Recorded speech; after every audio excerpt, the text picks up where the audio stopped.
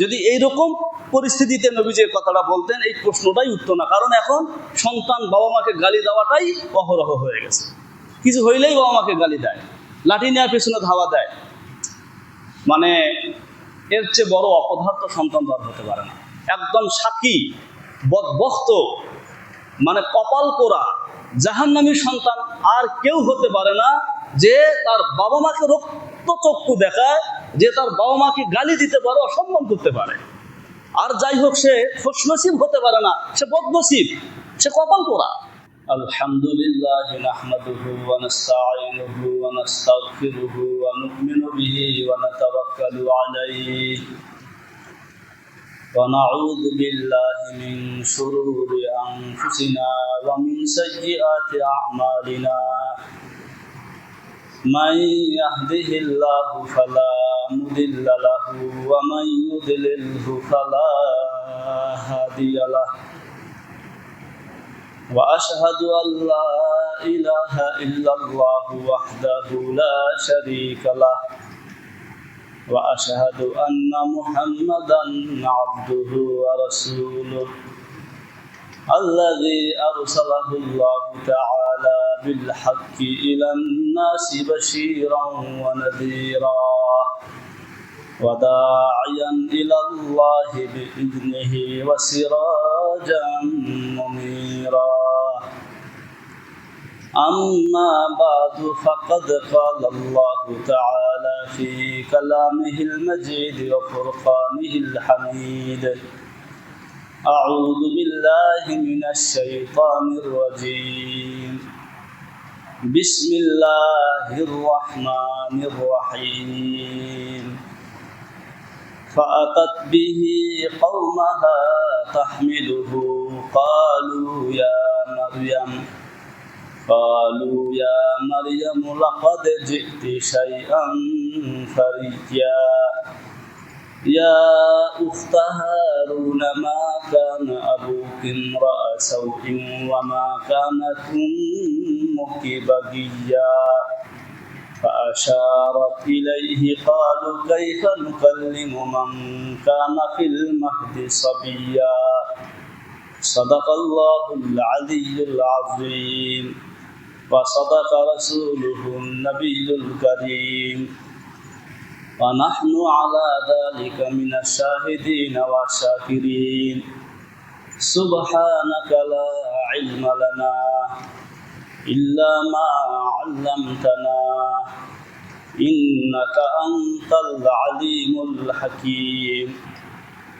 সকলেই করি রব্বি জিদনি ইলমা রব্বি জিদনি ইলমা রব্বি জিদনি ইলমা রব্বি ইশরাহ লি সাদরি ওয়া ইয়াসসির লি আমরি واحلل عقدة من لساني يفقهوا قولي. সমস্ত প্রশংসা মহিয়ান গরিয়ান সেই মহান রব্বুল আলামিনের জন্য, যিনি আমাদেরকে মাগরিবের সালাত আদায় শেষে পৃথিবীর সবচেয়ে পবিত্রতম জায়গা মসজিদে সবচেয়ে পবিত্রতম কিতাব কোরআনে কারিমের তাফসিরের দরসে বসার তৌফিক দান করলেন। এজন্য আমরা সকলেই কালিমাতুশ শুকর আদায় করে বলি আলহামদুলিল্লাহ, এবং লাখো কোটি দরুদ ও সালাম বর্ষিত হোক সাইয়্যিদুল মুরসালিন খাতামুন নবিয়্যিন রাহমাতুল লিল আলামিনের পবিত্র রূহের উপর, যার উম্মত হওয়ার পরম সৌভাগ্য আল্লাহ আমাদেরকে দান করেছেন। আমরা তার শানে সংক্ষেপে দরুদ পাঠ করি, সকলে বলি সাল্লাল্লাহু আলাইহি ওয়াসাল্লাম। মুহতারাম হাজিরিন,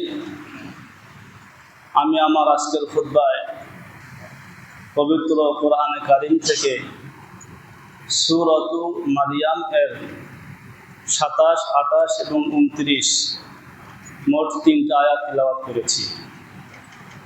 আমরা আমাদের ধারাবাহিক তাফসিরের অংশ হিসাবে আজকে এই সূরার 26তম আয়াত থেকে শুরু করে যেই 3টা আয়াত তিলাওয়াত করা হয়েছে সেগুলো এবং পরবর্তী 33 পর্যন্ত মোট 7টি আয়াতের সরল অনুবাদ, সংক্ষিপ্ত ব্যাখ্যা ও শিক্ষা, এই বিষয়গুলো সম্পর্কে আজ আমরা শোনার চেষ্টা করব ইনশাআল্লাহ।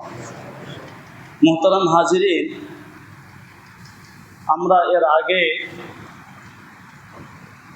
সূরা মারিয়ামে আল্লাহ রাব্বুল আলামিন তার বান্দাকে এই কিতাবের মাধ্যমে নবী পাক সাল্লাল্লাহু আলাইহি সাল্লামের উপর ওহী নাজিল করে তার সকল বান্দাকে হযরত মারিয়াম আলাইহিস সালাম এর ঘটনা শুনিয়েছেন।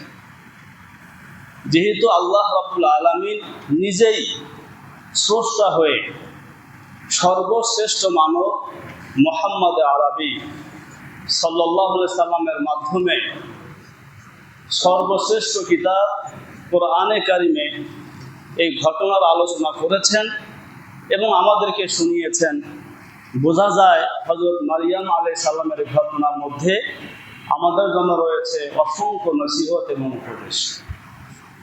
এখানে মূল বিষয় ঘটনা জানা নয়, বরং ঘটনার মাধ্যমে আল্লাহ আমাদেরকে যে নসিহত দিয়েছেন সেই নসিহত গ্রহণ করা এবং সেই অনুযায়ী জীবনকে পরিচালনা করাই হচ্ছে মূল ঘটনা, মূল বিষয় নয়। তো বিগত তাফসিরে কয়েক জুমা আগে এই সূরার 26 থেকে 16 থেকে শুরু করে 26 পর্যন্ত, আয়াত নং 16 থেকে শুরু করে 26 পর্যন্ত মোট 11টি আয়াতে হযরত মারিয়াম আলাইহিস সালামের যে ঘটনা আল্লাহ তাআলা এখানে বর্ণনা করেছেন, বিবরণ দিয়েছেন, তার প্রথম অংশটা আমরা জেনেছি। আজ আমরা দ্বিতীয় অংশটা জানবো ইনশাআল্লাহ। তো দ্বিতীয় অংশটা জানার আগে এর সাথে যোগসূত্র তৈরি করার জন্য আমি সংক্ষেপে প্রথম অংশটা আবারও আপনাদের সামনে তুলে ধরছি।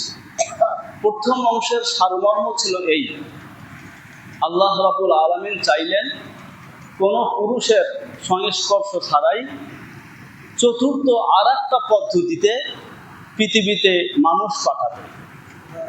উদ্দেশ্য নিজের কুদরতকে মানুষকে দেখানো, উদ্দেশ্য এর মাধ্যমে তার প্রতি মানুষের আস্থা তৈরি করা। তো সেই হিসাবে আল্লাহ রাব্বুল আলামিন হযরত জিবরাইল আলাইহিস সালামের মাধ্যমে হযরত মারিয়ামকে সুসংবাদ দিলেন, খবর জানালেন যে তুমি একটা পুত্র সন্তান জন্ম দিবে। সংক্ষেপে বলছি, সুসংবাদ শোনার পরে তিনি বাস্তবেই তার গর্ভে একজন পুত্র সন্তানকে ধারণ করলেন। যখন প্রসব সময় ঘনিয়ে আসতে শুরু করলো, তো হযরত মারিয়াম আলাইহিস সালামের মধ্যে একটা অস্থিরতা বাড়তে লাগলো।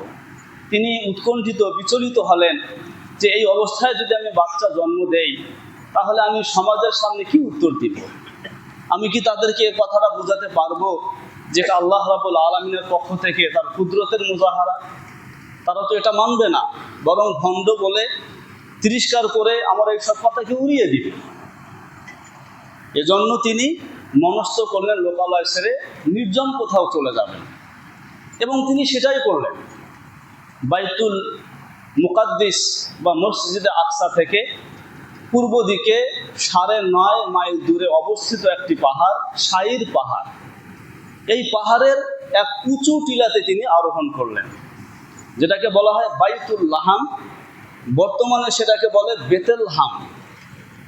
সেখানে অবস্থান করার কিছুদিন পর তিনি হযরত ঈসা আলাইহিস সালামকে জন্ম দিলেন। সেখানে আল্লাহ রাব্বুল আলামিনের বহু নিদর্শন এবং কুদরত তিনি দেখতে পেলেন। ধুধু মরুভূমি, আল্লাহ সেখানে পানির ব্যবস্থা করলেন। শুকনো খেজুর গাছ, সেটাকে তাজা বানিয়ে তাজা পাকা খেজুর দ্বারা খাদ্যের ব্যবস্থা আল্লাহ তাআলা করলেন।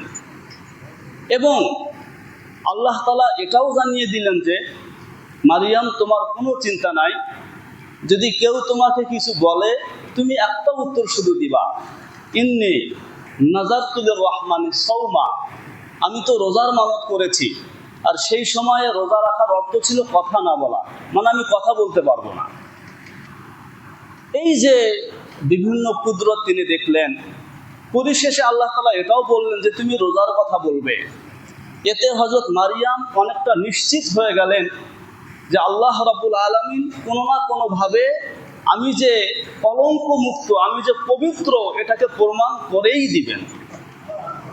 যে কারণে এক সময়ের মারিয়ম যখন লোক লজ্জার ভয়ে লোকালয় ত্যাগ করে নির্জনে চলে গেলেন, সেই মারিয়াম এখন শাসন্দে লোকালয়ে ফিরতে শুরু করলেন। মাঝখানের কুদরত দেখে তার ভিতরে এই আস্থা তৈরি হয়েছে, আমার আল্লাহ আমাকে অবশ্যই অবশ্যই আমি পবিত্র, এটাকে প্রমাণ করেই দিবেন। এই আস্থা যখন তৈরি হলো, তো তিনি এখন স্বাচ্ছন্দ্যে খুশি মনে যেই লোকলজ্জার ভয়ে তিনি এলাকা ছেড়েছিলেন, সেই এলাকায় তিনি ফিরতে শুরু করলেন। আল্লাহর প্রতি যখন আস্থা বেড়ে যায়, মাখলুকের ভয় তখন হৃদয় থেকে বের হয়ে যায়। তো আল্লাহ তাআলা সে কথাই এখানে তুলে ধরছেন। ফাআতাত বিহি কওমাহা তাহমিলুহু ক্বালু ইয়া মারইয়ামু লাকাদ জিতি শাইআন ফারিয়া। আল্লাহ তাআলা বলছেন ফাআতাত বিহি কওমাহা, এরপর আতাত মানে আসা, ফিরে আসা, বিহি তাকে নিয়ে। বলুন তাকে নিয়ে বলতে কাকে নিয়ে? বলতে ঈসাকে নিয়ে, কোলের শিশু ঈসাকে নিয়ে ফিরে আসলেন কে? হযরত মারিয়াম। কওমাহা তার কওমের নিকট, তার লোকালয়ে, যেই কওম থেকে তিনি বের হয়ে গিয়েছিলেন সেই কওমের দিকে ফিরে আসলেন। তাহমিলুহু, বাচ্চাটাকে কোলে করে নিয়ে। তাহলে হযরত মারিয়াম আলাইহিস সালাম হযরত ঈসাকে কোলে করে তিনি তার লোকালয়ে ফিরে আসলেন।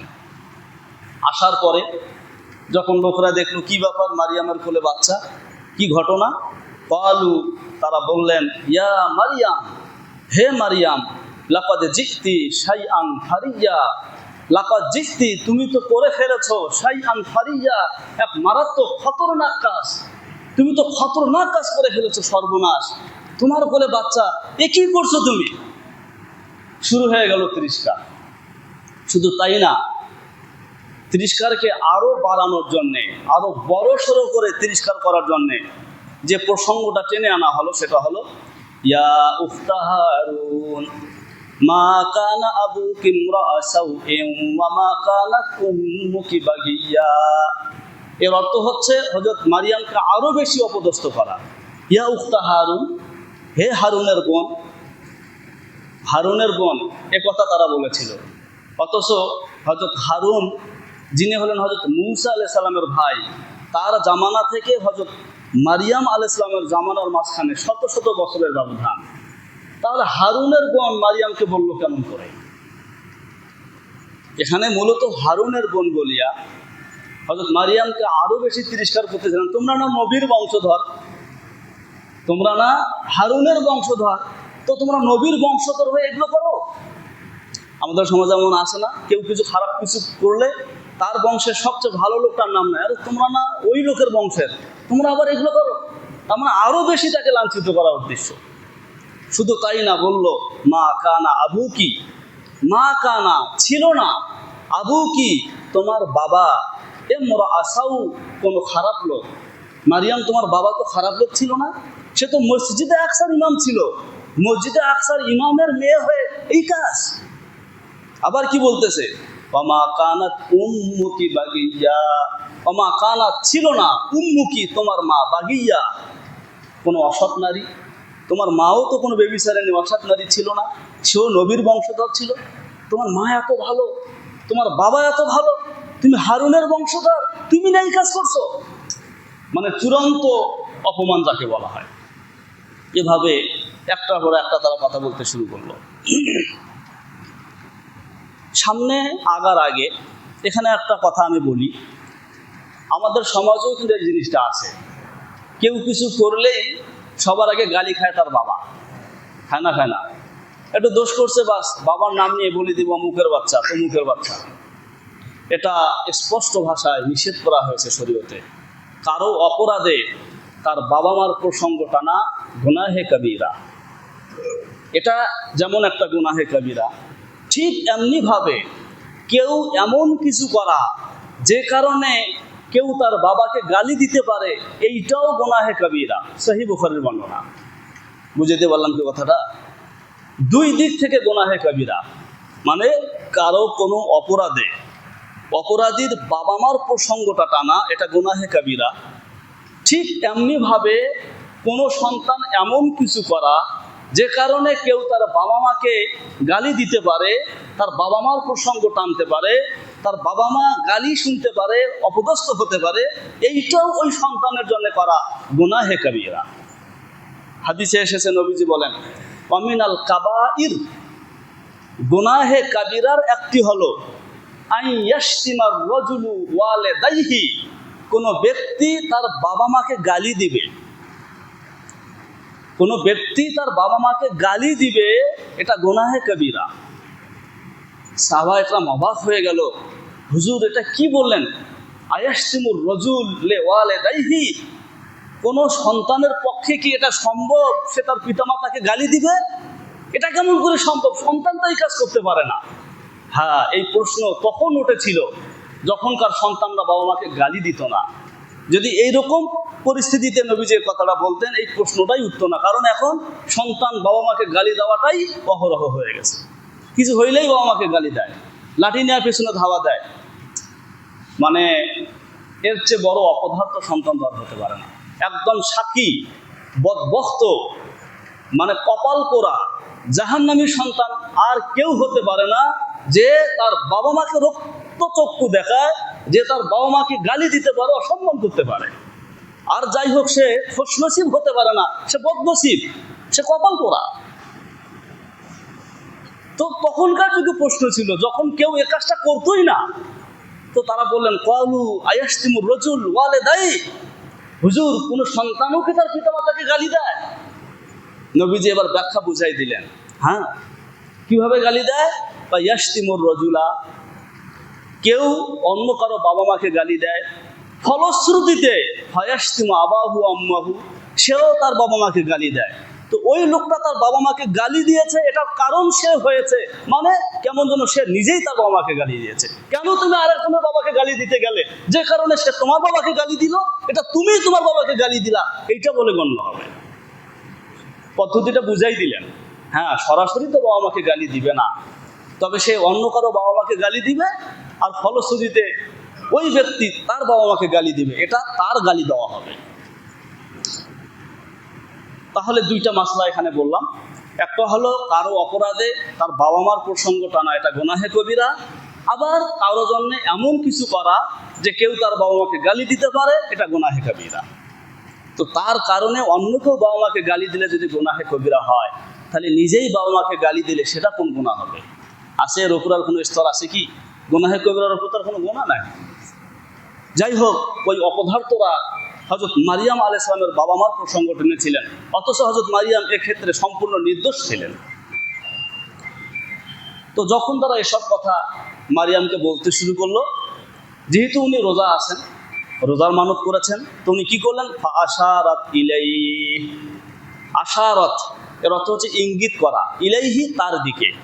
হযরত মারিয়াম আলাইহিস সালাম তার কোলে যে হযরত ঈসা শিশু বাচ্চা রয়েছে, তার দিকে ইশারা করলেন। জানেন তখন হযরত ঈসার বয়স কত ছিল? আল্লামা ইবনে আসাকির, এই নামটা মনে রাখবেন, জগৎ বিখ্যাত একজন ঐতিহাসিক আল্লামা ইবনে আসাকির। ঠিক ওই রকম ঐতিহাসিক, যেরকম ইবনে খাল্লিকান ঐতিহাসিক, যেরকম ইবনে খালদুন ঐতিহাসিক, যেমন হাফেজ ইবনে কাসির ঐতিহাসিক, ইবনে আসাকির ওই রকমের একজন ঐতিহাসিক। তিনি হযরত ইবনে আব্বাসের সনদে একটা হাদিস এনেছেন যে হযরত মারিয়াম আলাইহিস সালাম ওই যে বেতেলহামে গিয়েছিলেন, সেখানে 40 দিন অবস্থান করেছিলেন। কয়দিন? এটা তাফসিরে কুরতুবিতে এসেছে। তার মানে তখন হযরত ঈসার বয়স 40 দিন। কয়দিন? 40 দিনের বাচ্চা কি কথা কয়? ফাআশারাত ইলাইহি, হযরত মারিয়াম আলাইহিস সালাম কোলের শিশু তার দিকে ইঙ্গিত করলেন। ফাআশারাত ইলাইহি, তার দিকে ইঙ্গিত করলেন, বললেন যা বলার ওকে বলো, আমি মানত রেখেছি। ইশারায় বুঝাই দিলেন। যখন এই কথা হযরত মারিয়াম বলছেন, ওরা আরো ক্ষিপ্ত হলো। তার মানে ব্যাপারটা ওই যে আমরা বলি না, এত তো চুরি তার উপরে গাউজুরি, এরকম একটা কথা আছে না? মানে বদমাশি করছো আবার মস্কারও করো, ওর সঙ্গে কথা বলতে পারো। আরে কলু, তারা বললো কাইফা নুকাল্লিমু, আমরা কিভাবে কথা বলবো মান সেই বাচ্চার সাথে কানা ফিল মাহদি সবিয়া, যে নাকি এখনো কোলে শিশু অবস্থায় আছে। তিরস্কার মারাও না, মানে কথাটা অনেক ওই রকম, মানে ওয়াকাম কুকাম করে এখন বলো বাচ্চার সাথে কথা বলতে। ওই বাচ্চা কি কথা বলতে পারে নাকি? ক্বালু, তারা বলল, কাইফা, কিভাবে, নুকাল্লিমু, আমরা কথা বলবো, মান, ওই বাচ্চার সাথে, কানা ফিল মাহদি, মাহদুন মানে কোল, যে নাকি কোলের মধ্যে রয়েছে, সাবিয়া, শিশু অবস্থায়, এর সাথে মানে কেমন কথা বলবো? যেই মাত্র না তারা এই কথা বলেছে, এদিকে হযরত ঈসা আলাইহিস সালাম কি করছেন বলেন না সুবহানাল্লাহ, কথা বলা শুরু করে দিয়েছেন, কথা বলা শুরু করে দিয়েছেন। আল্লাহ, হযরত ঈসা আলাইহিস সালামের মুখ দিয়ে সর্বপ্রথম যেই কথা বের হয়েছিল সেটা ছিল শিরিকের প্রতিবাদে। কিসের প্রতিবাদে? কারণ একটা মানুষের ঈমান নির্ভরই করে শিরিক মুক্ত থাকার উপরে। শিরিক থাকলে ঈমান থাকে না, থাকে, এটা ঈমানের জায়গা, এটা শিরিকের জায়গা। সুতরাং এই জায়গায় যখন শিরিক থাকবে তো ঈমান থাকবে না, ঈমান থাকলে শিরিক থাকবে না। শিরিক আর ঈমান একসাথে জমা হতে পারে না। কিছু কিছু শিরিকের প্রকারে একেবারে ঈমান শেষ হয়ে যায়, কিছু কিছু প্রকারে ঈমান একবারে দুর্বল হয়ে যায়। খুব অন্ধকারে টিপ টিপ করে যদি বাতি জ্বলে, খুব বেশি অন্ধকার দূর হবে কি? বড় বাতি জ্বললে বেশি অন্ধকার দূর হবে। তো তখন ওই জুলমত, অন্ধকারটা বেশি হয়ে যায়, ঈমানটা ওই টিপ টিপ করে জ্বলতে থাকে, নিভে অবস্থায় নিভে যেতে পারে যে কোনো মুহূর্তে। শিরিকের প্রতিবাদে সর্বপ্রথম হযরত ঈসা আলাইহিস সালামের মুখ দিয়ে কথা বের হয়েছে। তিনি কি বলেছিলেন? ক্বালা ইন্নী আব্দুল্লাহ। হযরত ঈসা বলেন, আমি আল্লাহর বান্দা। আমি কি? আল্লাহর বান্দা। তার মানে অদূর ভবিষ্যতে, হে মূর্খ নাসারা খ্রিস্টানরা, তোমরা আবার আমাকে আল্লাহর জায়গায় বসিয়ে শিরিক করবে না, তোমরা আবার কৃত্যবাদে বিশ্বাসী হয়ে শিরিক করবে না, তোমরা আবার আমাকে আল্লাহর পুত্র বলে শিরিক করবে না। শোনো, আমি বলে দিচ্ছি, ইন্নী আব্দুল্লাহ, আমি আল্লাহর পুত্র নই, আমি আল্লাহ নই, আমি আল্লাহর গোলাম, আমি আল্লাহর বান্দা। এই বক্তব্যটা কিসের ছিল? শিরিক মুক্ত। মানে আমাকে নিয়ে যেন ভবিষ্যতে কি না হয়, শিরিক না হয়। ইন্নী আব্দুল্লাহ। হযরত ঈসার মুখ দিয়ে প্রথম যে কথাটা বের হয়েছিল শিরিকের প্রতিবাদে। আমাদেরও মুখ দিয়ে কথা বের হোক কিসের প্রতিবাদে? শিরিক না, বাস শিরিক আমরা না বলবো যে কোনো ক্ষেত্রে। শিরিক ঈমানের সাথে যোগ হইতে পারে না। এরপরে হযরত ঈসা আলাইহিস সালাম তিনটা ভবিষ্যৎবাণী শোনালেন। কয়টা? তিনটা। আতানিয়াল কিতাব ওয়া জাআলানি নাবিয়্যা ওয়া জাআলানি মুবারাকান আইনামা কুনতু। আতানিয়াল কিতাব, আল্লাহ আমাকে কিতাব দিয়েছেন। আসলে কি ওই বয়সে আল্লাহ তাকে কিতাব ইনজিল দিয়েছিলেন? দেয় নাই। তার মানে ভবিষ্যতে আল্লাহ আমাকে কিতাব দিবেন, এটা এতটাই নিশ্চিত মনে হয় দিয়েই ফেলেছেন। আতানিয়াল কিতাব, সিগাটা মাজি, অতীতকালকে বুঝাইছে। তার মানে একটা জিনিস অতীত হয়ে যাওয়ার পরে সেটা সর্বোচ্চ নিশ্চয়তায় পৌঁছে, মিথ্যা হোক সত্য হোক। গতকালকের একটা ঘটনা, তো সেটা তো নিশ্চিত হবে। আগামীকালকের ঘটনা হতেও পারে, নাও হতে পারে। তো ভবিষ্যতে আল্লাহ আমাকে কিতাব দিবেন, এটা এতটাই নিশ্চিত মনে হয় দিয়েই দিয়েছেন। আতানিয়াল কিতাব, তিনি আমাকে কিতাব দিয়েছেন। ওয়া জাআলানি নাবিয়্যা, দুই নম্বর ভবিষ্যৎবাণী, তিনি আমাকে নবী বানিয়েছেন। বানিয়েছেন মানে কি? বানাবেন। বানিয়েছেন মানে বানাবেন। তিন নম্বর, ওয়া জাআলানি মুবারাকান আইনামা কুনতু। ওয়া জাআলানি, তিনি আমাকে বানিয়েছেন, মুবারাকান, বরকতময়, আইনামা কুনতু, আমি যেখানেই অবস্থান করি না কেন। মানে আমি বরকত আর বরকত। তার মানে একজন রসুল যেখানেই অবস্থান করবেন, একটা বরকত অবস্থান করার মতো। কি বলেন? একটা ভালো মানুষের সংস্রবে থাকা মানে, একটা ভালো মানুষের কোথাও উপস্থিতি মানে সেখানে বিশাল বড় বরকতের উপস্থিতি। কারণ তার উসিলায় বহু কিছু হবে, আল্লাহর বহু আযাব ফিরে যাবে, একটা সমাজ আলোকিত হবে, মানুষ জাহান্নামী কর্মকাণ্ড থেকে ফিরে জান্নাতি কর্মকাণ্ড করবে ওই মানুষটার বরকতে। তাই একজন ভালো মানুষের উপস্থিতি মানে একটা বরকতের উপস্থিতি। তো হযরত ঈসা তো নবী হবেন, কাজেই তিনি যেখানেই থাকবেন বলা হবে একটা বরকত রয়েছে সেখানে। কি রয়েছে? বরকত। তা তিনটা ভবিষ্যৎবাণী দিলেন। একটা, আল্লাহ আমাকে কিতাব দিবেন।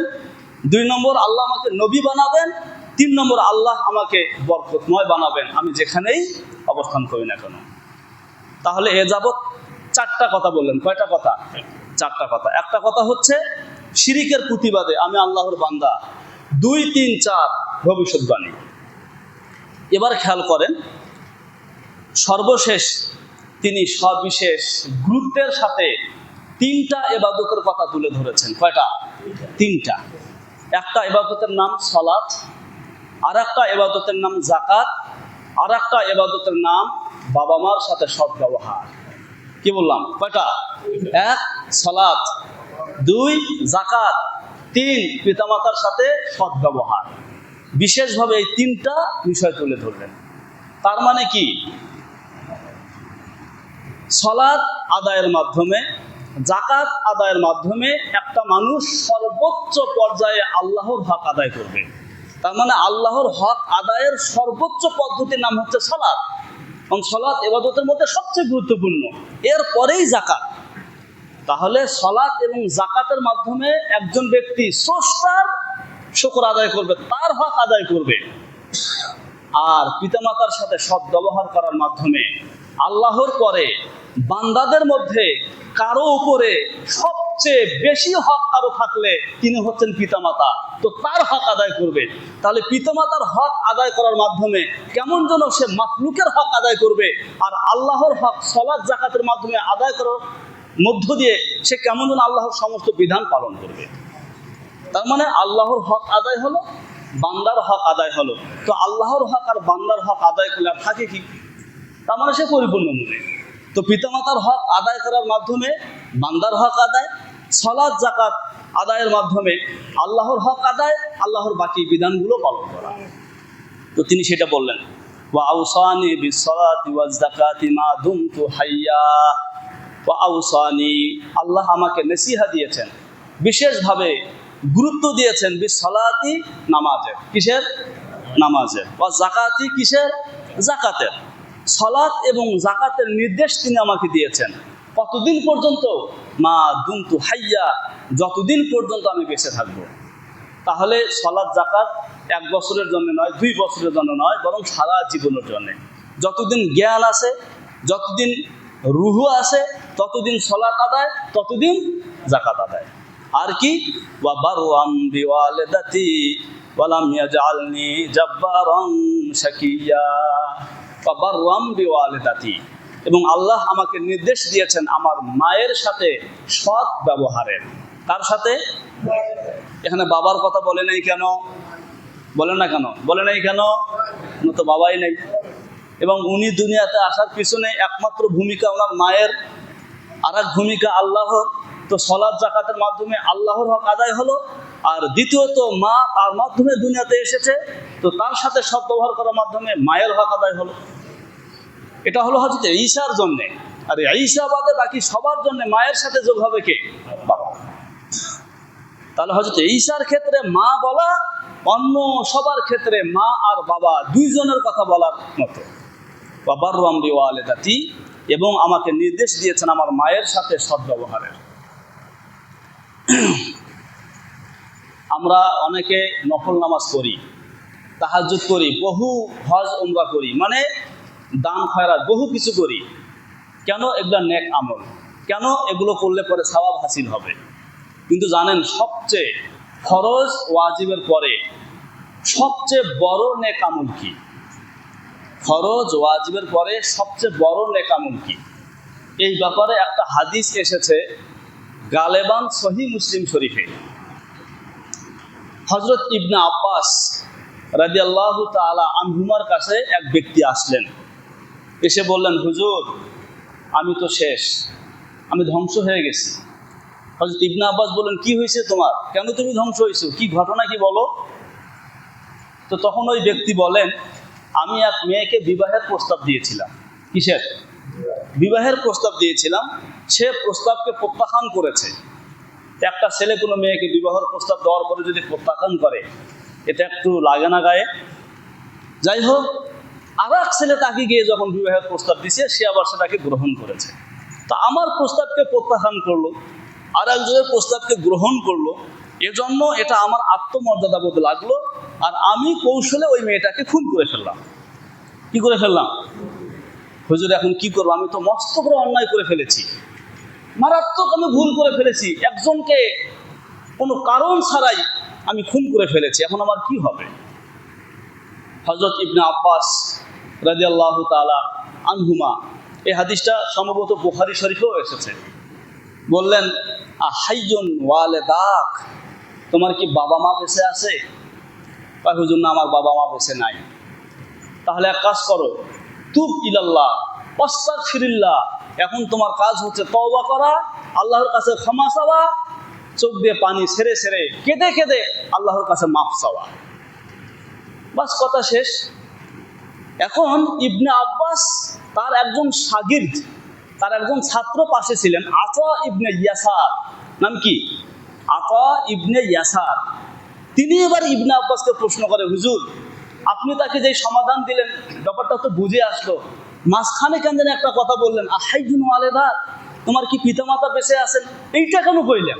কেন পিতামাতা বেঁচে থাকার সাথে আবার এটার কি হইল? কথা বুঝতেছেন আপনারা কি? তখন হযরত ইবনে আব্বাস বলেন, লাম আ'লাম আমালান আকরাবা ইলাল্লাহি মিন বিররিল ওয়ালিদাইনি, আমার জানা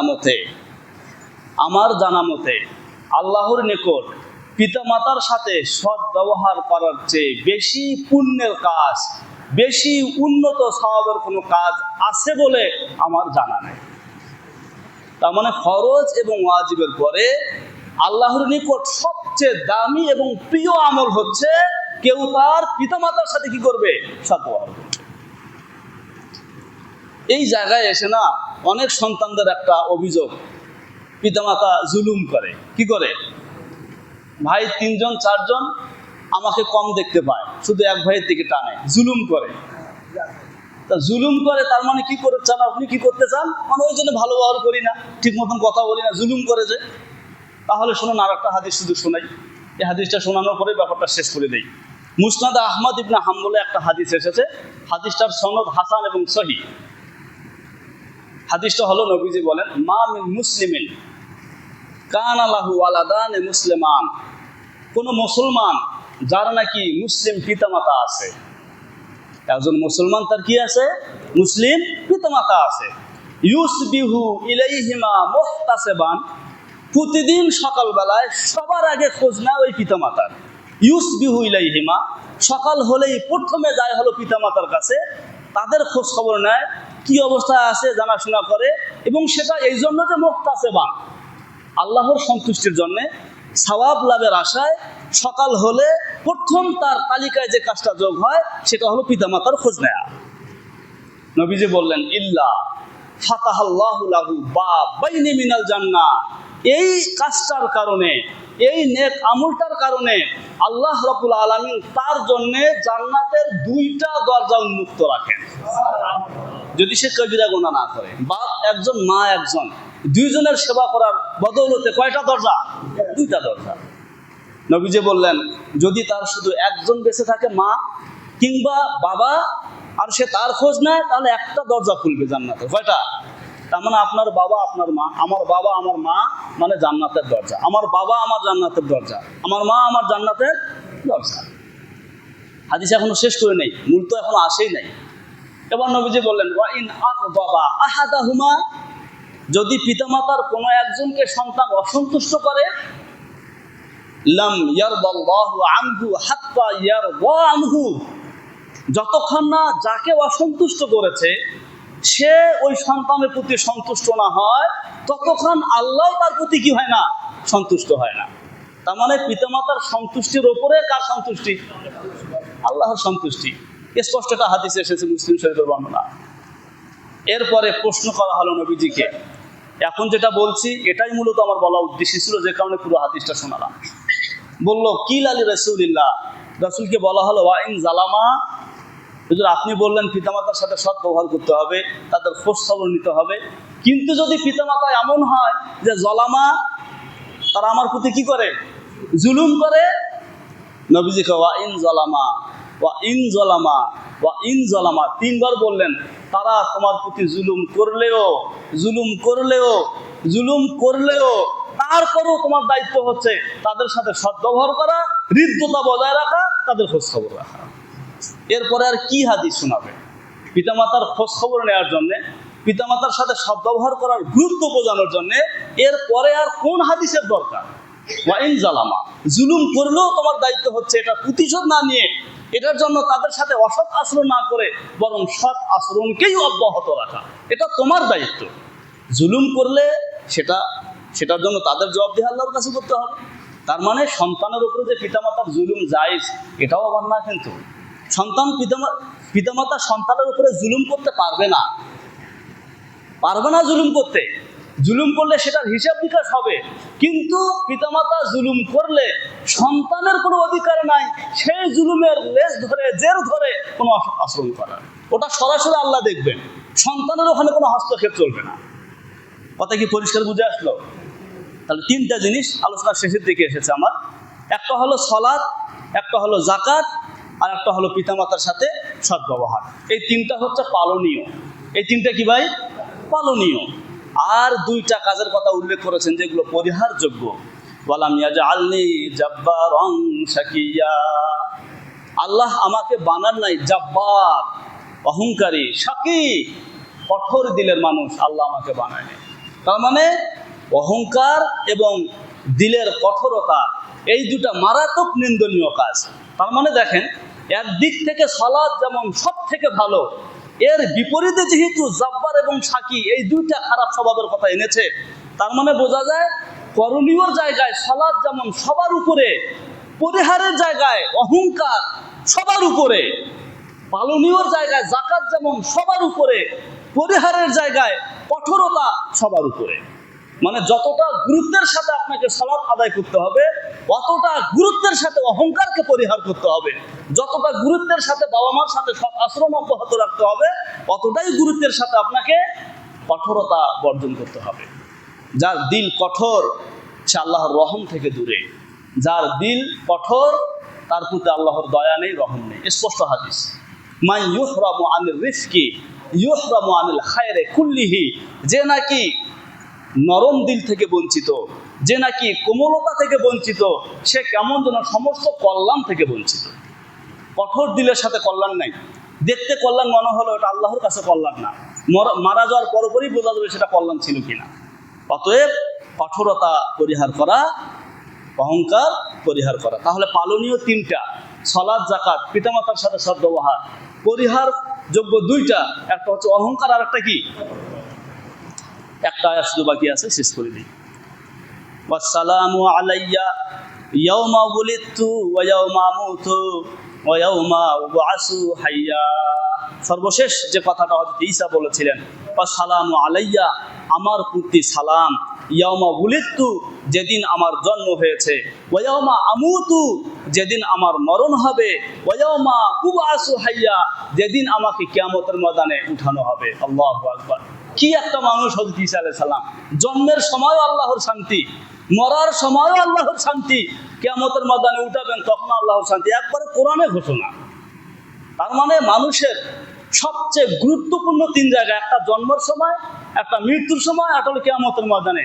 তিনটা জায়গার কথা উল্লেখ করে হযরত ঈসা আলাইহিস সালামকে আল্লাহ তাআলা সম্পূর্ণ নিশ্চিন্ত করে দিলেন, তোমার শান্তি জন্মতেও, তোমার শান্তি মরণকালেও, তোমার শান্তি কিয়ামতের ময়দানে দাঁড়ানোর সময়ও। যে কারণে দেখেন, একটা হাদিস বলে শেষ করে দেই।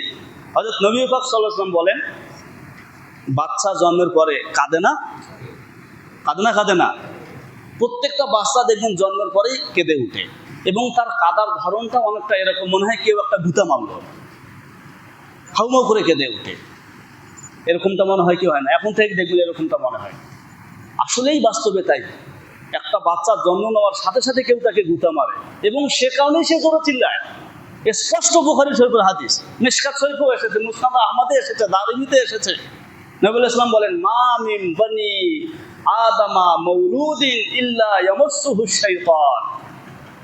পৃথিবীতে যত সন্তানের জন্ম হয়েছে, এমন কোনো সন্তান নেই যার জন্মের সময় শয়তান তাকে গুতা মারে নাই। ইবলিস শয়তান তখন ওখানে গুতা মারে। এজন্যই সন্তান জন্মের সাথে সাথে বিধান এসেছে, ডান কানে আজান দাও, বাম কানে কি দাও? একামত দাও। যখন আজান একামতের আওয়াজ বাচ্চার কানে যায়, ওই শয়তানের গুতানি বন্ধ হয়, না হলে শয়তান গুতায়, এবং এ কারণে সে জোরে চিৎকার করে কাঁদে। তার মানে জন্মের সাথে সাথেই সবার আগে তার কাঁধে সবার হয় হলো শয়তান। দূর করো সালাম আজান দিয়ে। এজন্য আজানের ব্যবস্থা, কারণ আজান হলে পরে শয়তান ভাগে। আজান হলে কি? শয়তান পালা। আজানের আওয়াজ শয়তান বরদাস্ত করতে পারে না। নবীজি বললেন, একটা মাত্র সন্তান, একটা মাত্র মা, যে নাকি জন্মের সময় শয়তান তাকে স্পর্শ করতে পারে নাই, একজন হযরত ঈসা, আর একজন হযরত ঈসার মা মারিয়া। নবীজি নিজে তো মুক্ত আসেনি, যেহেতু নবীজি নিজেই বললেন, তো নিজেদের হুকুমের বাহিরে আসেন। নবীজি বাদে আর দুইজন, একজন হযরত মারিয়াম আর একজন হযরত কে, ঈসা। ওদেরকে শয়তান গুতা মারতে পারে নাই, শয়তান ওদের উপর আসর ফেলতে পারেনি। তো জন্মের সময় শান্তি, মরার সময় শান্তি কি? হযরত ঈসাকে তো জীবন্ত আকাশে নেওয়া হয়েছে, আবার দুনিয়াতে আসবেন, আদেল বাচ্চা হবেন, দাজ্জালকে মারবেন, ইয়াজুজ মাজুজ মারা যাবে, বরকতময় মৃত্যু হবে, আর কিয়ামতের ময়দানে তো বরকত হবে। আল্লাহ রাব্বুল আলামিন আমাদের সকলকে যে কথাগুলোর উপর আলোচনা হলো এগুলো মেনে চলার তৌফিক দান করুন।